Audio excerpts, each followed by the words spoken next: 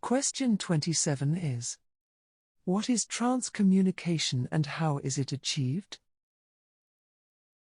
There are many forms of mediumship. One is generally called trance mediumship or trance communication, and sometimes it is called trance channeling.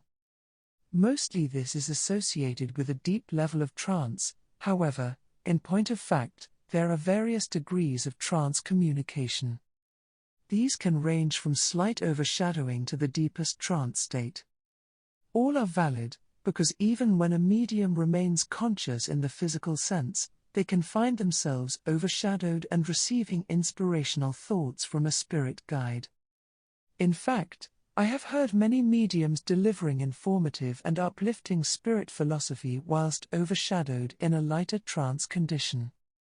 Whereas, a level of deep trance mediumship generally involves a spirit communicator, usually a guide, speaking through a medium on Earth.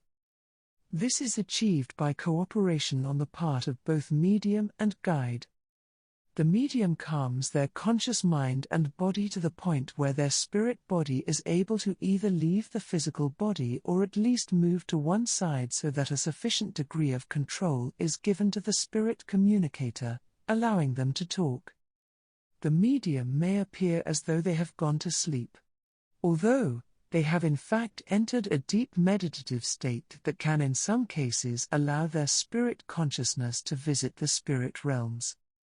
It is at this point of cooperation when the spirit guide who seeks to speak through the medium will blend and superimpose their own thoughts over the subconscious thoughts of the medium. If the blending is sufficiently successful, the thoughts of the guide are able to take precedence over the natural subconscious responses of the medium. This allows them to speak and say what they wish and, for instance, to answer any questions asked by those present.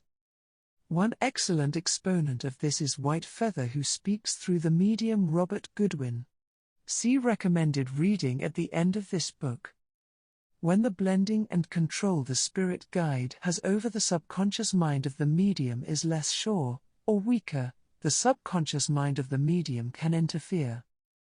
Responses and therefore answers, which could include any prejudiced points of view held by the medium, can then be expressed.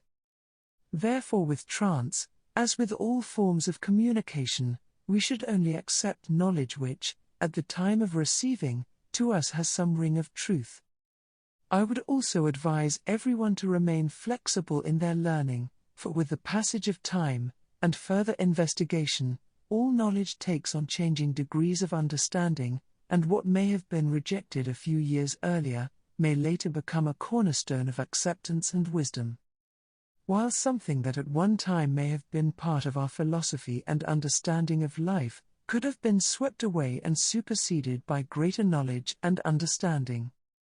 This is entirely acceptable and is the way in which we all progress.